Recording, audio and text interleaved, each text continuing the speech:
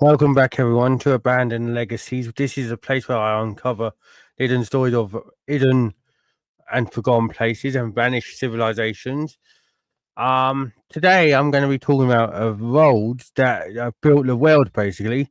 A road that is one of history's greatest arteries, the Silk Road, that spanned thousands of miles through deserts, mountains, and empires. And it wasn't just a trade route; it was a bridge that, like, basically bridged cultures and all that. So imagine a route that stretched over 4,000 miles from the imperial courts of China to the bustling ports of the Mediterranean in ancient times. And this road would have carried silk, precious metals, even religious stuff, and even pandemics of the bygone times.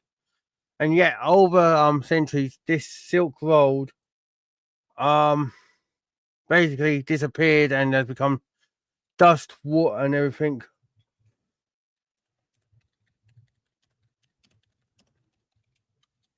So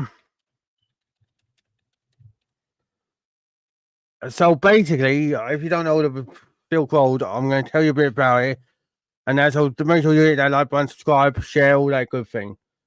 So basically, the most eastern point of the Silk Road, started in Chang'an, which is now Xi'an, and was basically the eastern terminus of the Silk Road, and one of the greatest capitals ever of ancient China.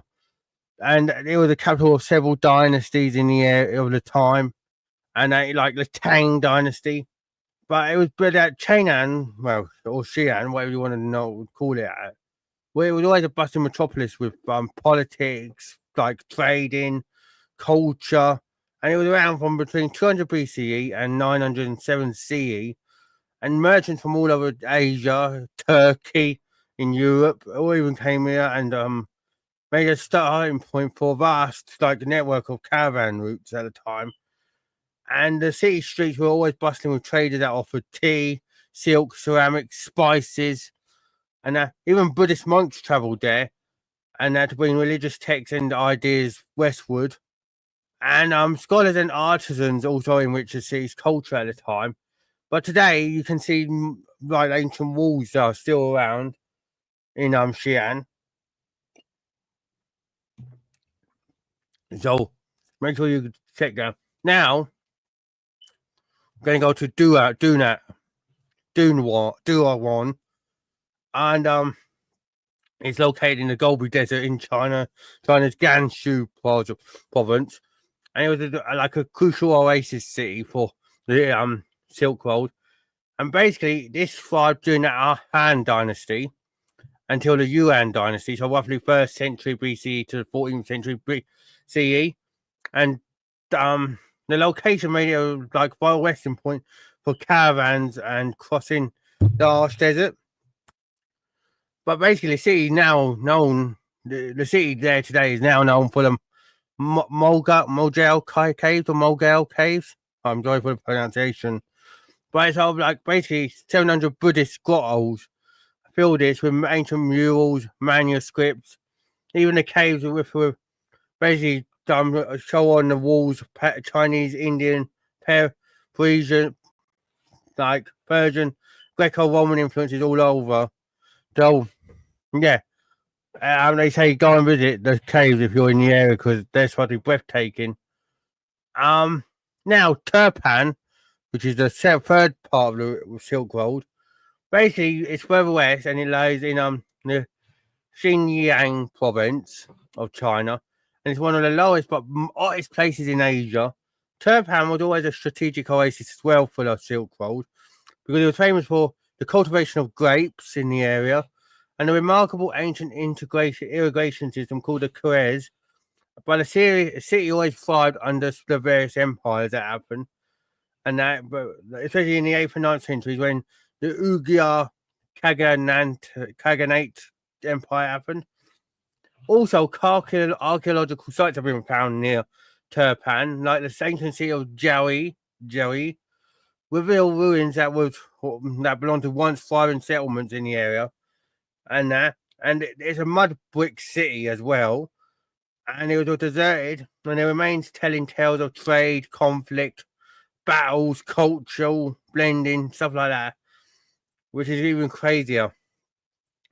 Now I'm going to a place that borders Turkestan and Tajikistan, and it's Kashgar.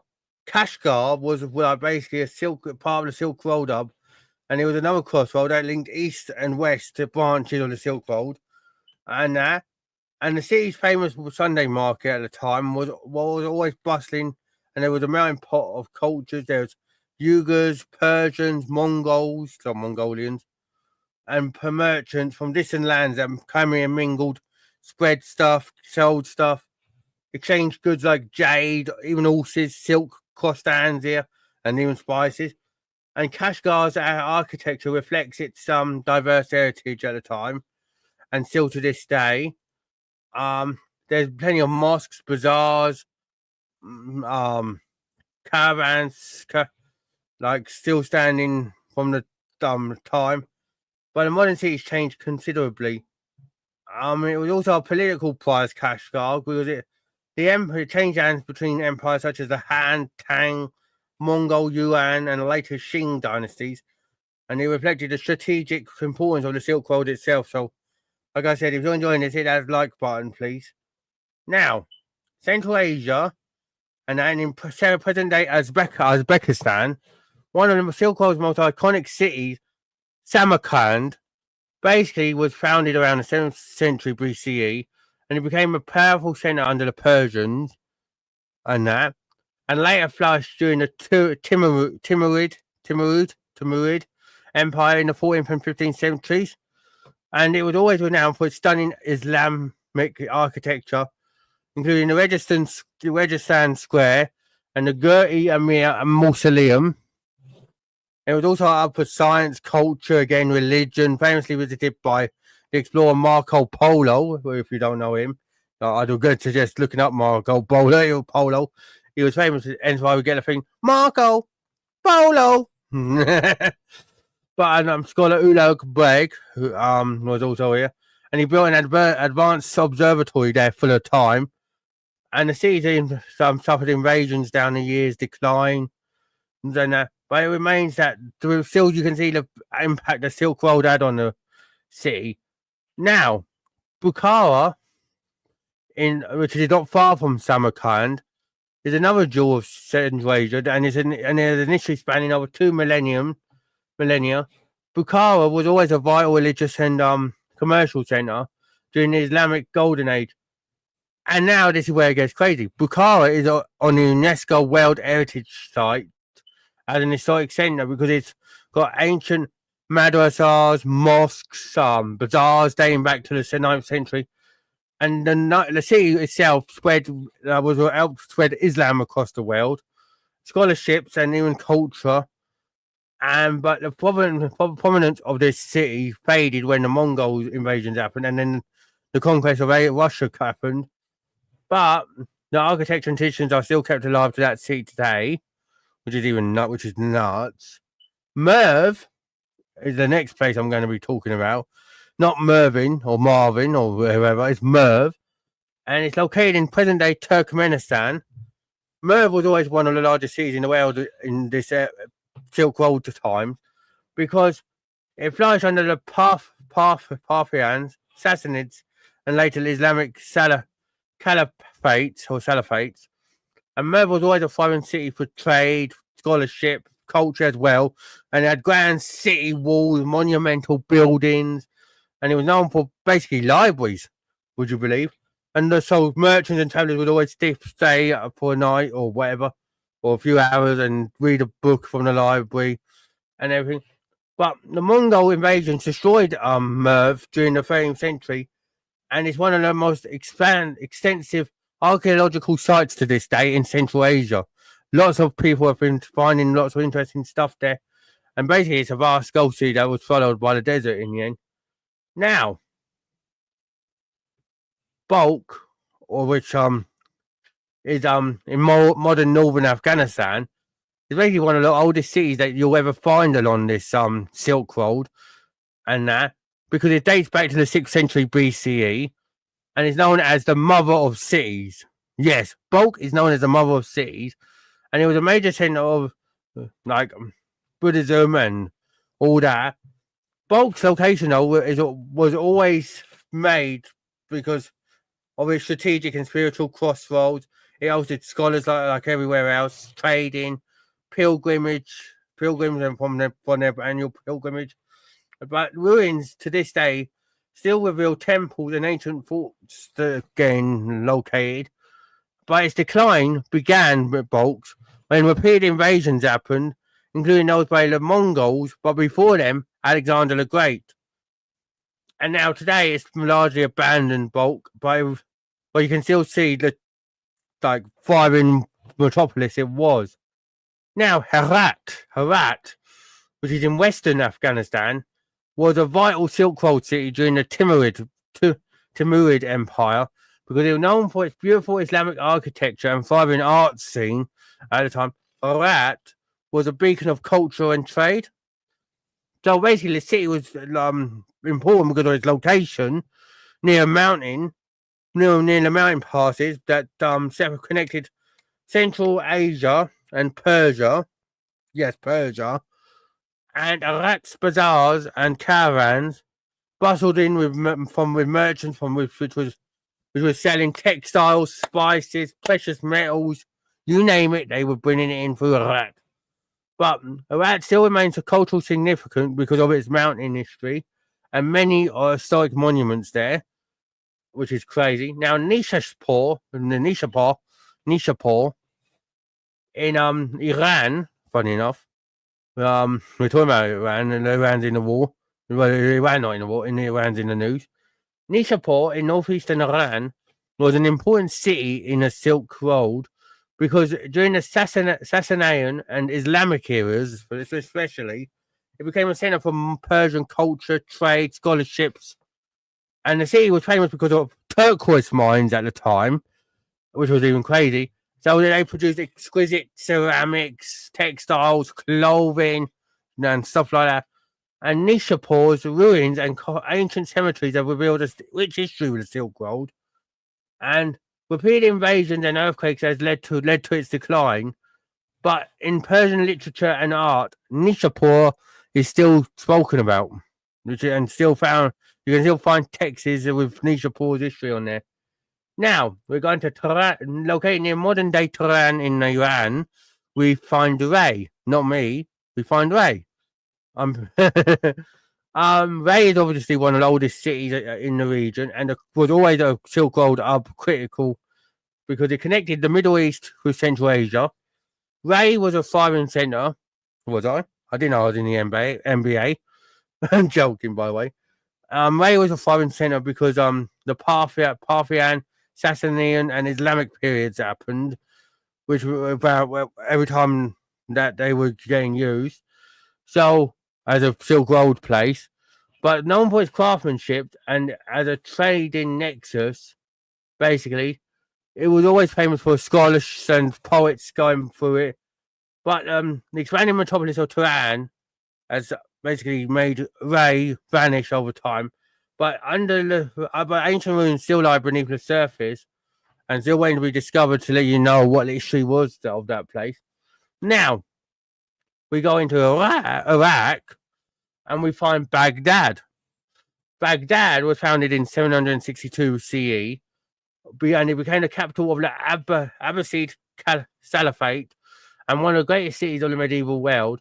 And it was a location that was another key area for the culture hub, and it was known for its legendary House of Wisdom. Baghdad was also a melting pot for scientists, philosophers, trade experts, and at the time, merchants from Asia, Africa, even Europe coming to Baghdad to enrich its cities with wealth and culture. But though it faced devastation during the Mongol siege of 1258, Baghdad prevailed and is still standing today, and their influence on world history is not to be understated. Yes, there's stuff going on in the area now, but now Palmyra, which is situated in present-day Syria, was a wealthy caravan city that linked the Silk Road routes to the Mediterranean. Yes, the Mediterranean. And Greco-Roman architecture was here, monumental ruins, and it was always a vital commercial and cultural centre, which ran from the 1st century BCE to the 3rd century CE. But much of it today lies in ruins due to conflict. But Palmyra's legacy as a crossroads of civilizations remains like a powerful symbol, which is even nuts. Because Syria, you were near Egypt and basically all that going on the Nile, and now I'm talking about Turkey. And a couple of places that you might not even know was a part of the key points of the Silk Road. One being Antioch. It was a port city, which was a major port city for in these times, and it was near the Mediterranean coast, and it served as a crucial endpoint for goods traveling west, and was known for its cosmopolitan culture and heritage of Christianity. But over time, Antioch faced conquest from invasions and decline happened, but important archaeological and historical finds have been found in the city.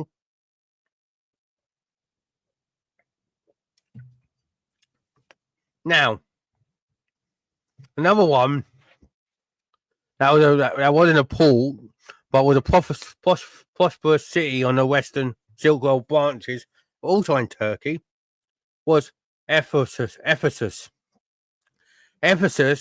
was famous for its massive temple of Artemis and the harbour, which was vibrant.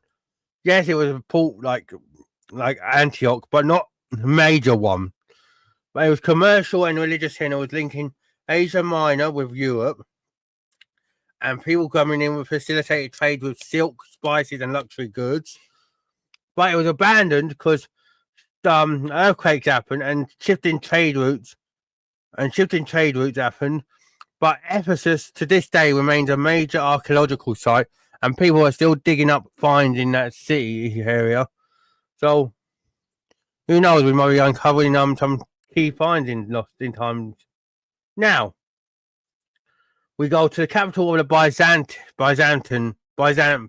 Byzantine Empire, Constantinople, which you might know today as Istanbul, and it was the final European gateway of the Silk Road. Basically, Istanbul was the end. It controlled crucial land and sea routes because obviously people could get between Asia and Europe from Istanbul or Constantinople at the time. And it was a major commercial and economic hub. And obviously, to this day, you can still see the Silk Road impact in Istanbul because there's markets still going on in the city. The culture is kind of crazy, but yeah. Now, if we go to east, if we go far east in the Taklamakan Desert, we will find a city that's no longer around. It's the lost city of Lolan, and it was a key Silk Road oasis that vanished after its water sources dried up. And Lolan's ruins were basically discovered in the early 20th century, and it reveals a city that was swallowed by the desert. But it changed how the Silk Road routes ended up happening, because settlements happened going elsewhere. Lowland ended up getting lost, and it changed a lot of things at the time. And now, near Turpan, which I talked about earlier, there's an ancient city known as Giahe.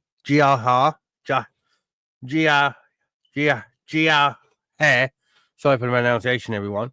But it was a well-preserved mud brick fortress city that was abandoned around the 14th century, and it ruins a unique glimpse into the urban life and architecture and defense of an harsh desert condition, which kind of made this Silk Road area kind of a key thing for archaeologists, because they wanted to go in, preserve it as best they could, find out more about the city, find more about the Silk Road, and it's kind of crazy. Now we go in Inner Mongolia. Yes, Inner Mongolia. We find Karakatol, and it was a flourishing tangled city on the lesser-known Silk Road branch. But this was destroyed by the Mongols themselves in the 14th century. But in the early 1900s, it was rediscovered when thousands of manuscripts and artifacts were basically brought up from archaeological digs, and they said that this is a problem in this area. And obviously, the Mongol expansion destroyed some of the Silk Road like routes, which is kind of crazy. But it's nice to see that we did get some artifacts from Karakatol. Now, Taxila, which is in modern Pakistan, so this is further south from Mongolia. Obviously, there was a crucial trade and learning center connecting Silk Road networks to the Indian subcontinent and beyond. And it was famous always for its ancient university, which is crazy. A university in ancient times, yes, who knows?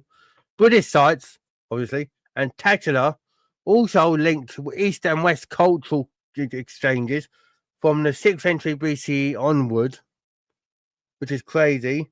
And the city declined, though, after invasions, but to this day, it's still a vital archaeological site.